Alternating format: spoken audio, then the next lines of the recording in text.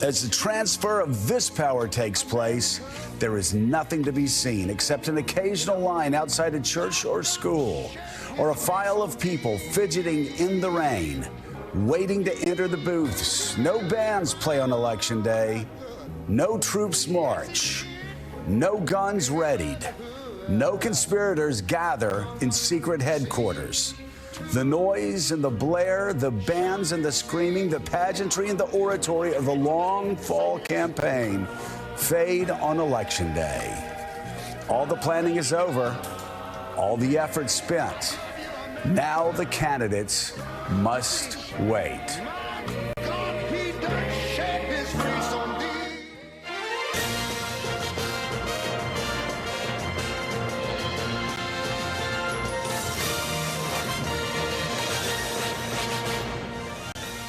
Perfect words to start the show with on this Election Day, Tuesday, November 5th. That was from Theodore H. White's The Making of the President, 1960. An estimated 79 million Americans have already cast a ballot. And today, those who will vote in person will add their voice. Polling places in some states are already open at this hour and in a race that most believe is the closest in U.S. election history.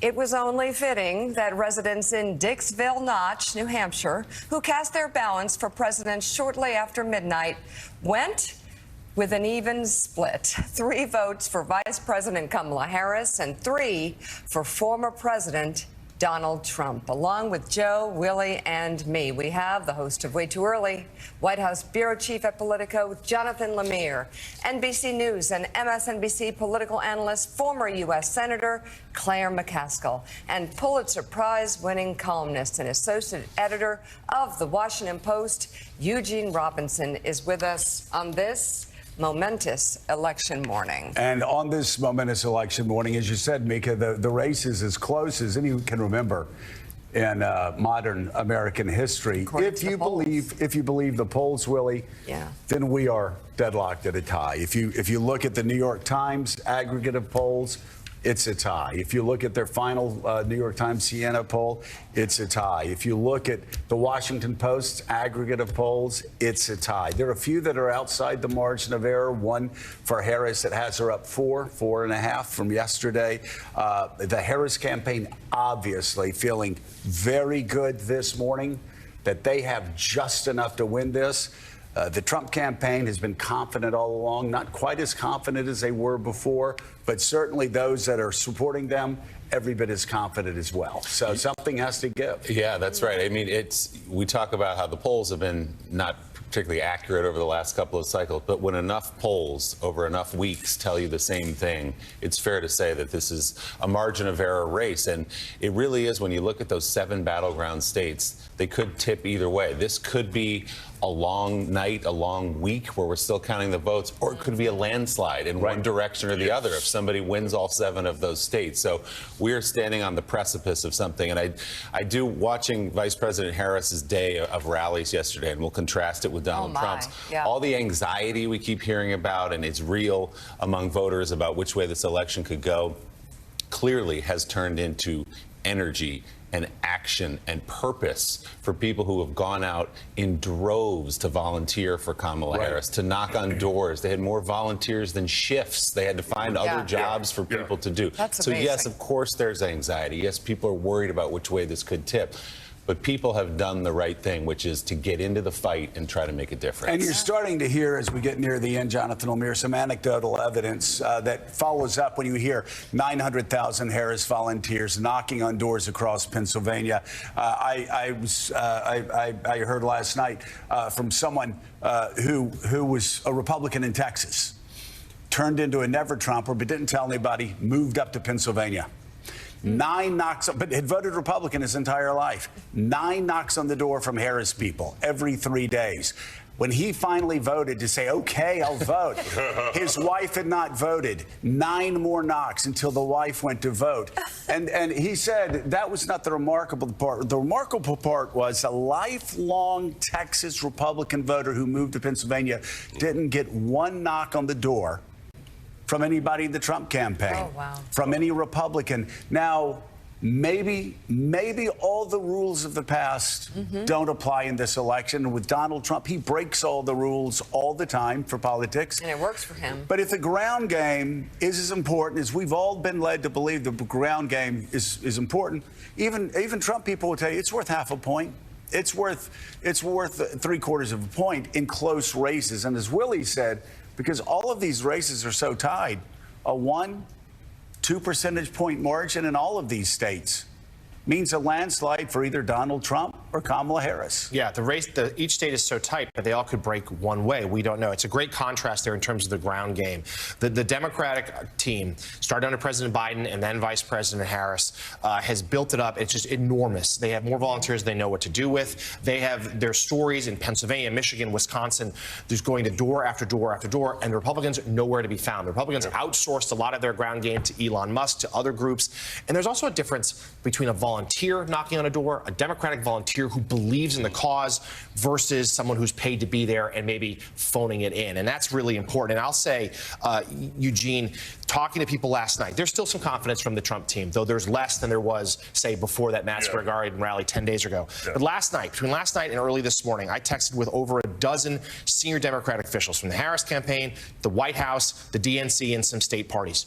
To a person, all say this race is very close. To a person, they say, look, we have work to do today. To a person, they say, all things seem to be breaking our way. To a person, they all say, we think there's a path for a narrow win. And they all knocked wood after they said that, right? And then crossed their fingers and toes and everything like that. You know, so here's what's so interesting, because we know that the polls are never exactly right. They're a little bit off. And it seems likely that if there's something going on under the surface that's not being picked up, maybe reproductive rights is a bigger issue than people think. Maybe democracy is a bigger issue than people think, because that was the case 2 years ago in the midterm.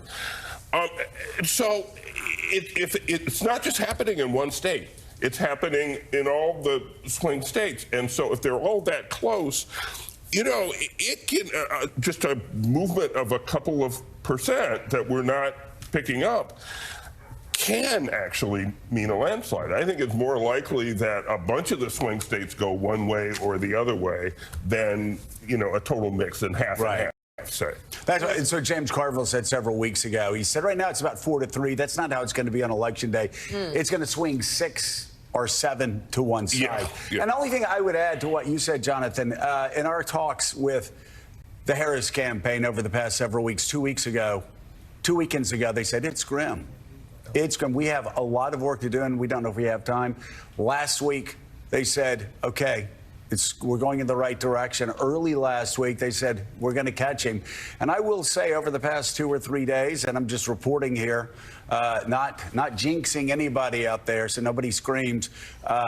If the Red Sox, by the way, up 19-3, Jack and I know to say, this isn't over yet. We're going to lose this thing. Thank you. I will say, thank you, Jack. When we talked to several sources high in the Harris campaign, for the first time, these veterans of 2016 who were traumatized by the Hillary Clinton loss said, we're going to win. They recognize that. We are going to win.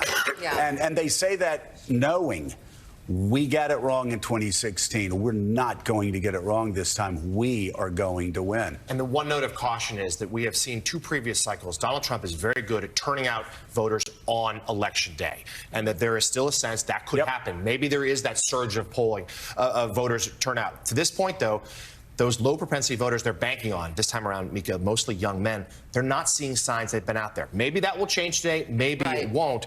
But right now, as we start this election day, to Joe's point, I was hearing the same last night as well.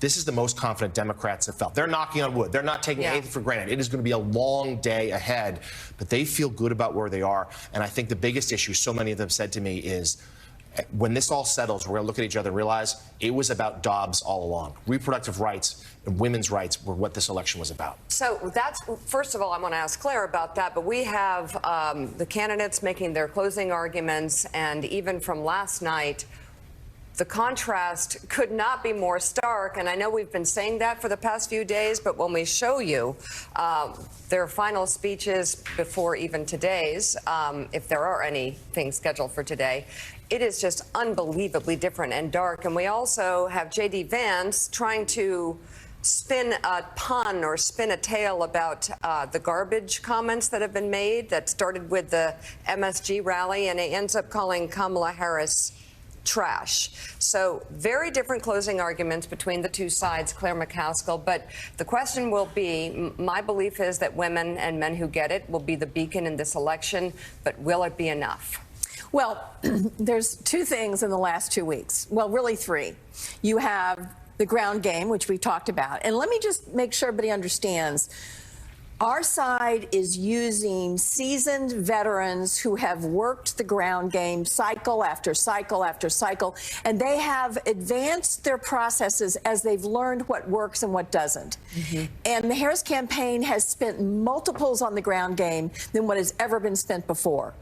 More than double, in fact, almost triple on the ground game compared to previous cycles. On the other hand, the Trump campaign is using Elon Musk, who thought the brilliant idea was to get data by paying people $100 to sign a piece of paper.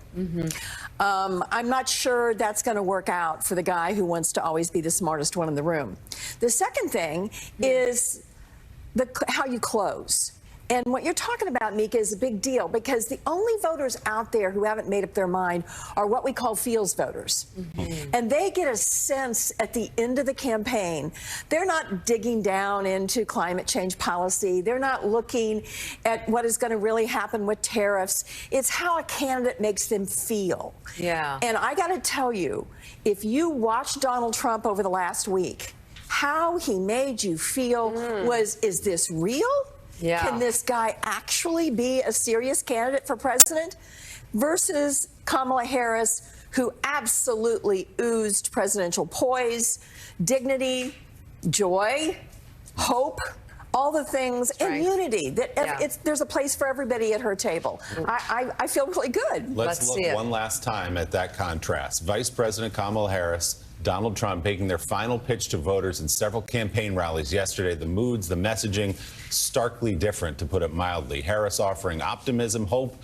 Donald Trump closing out his final campaign hours literally at 2:13 a.m. this morning, going after his opponents and painting a bleak assessment of the future.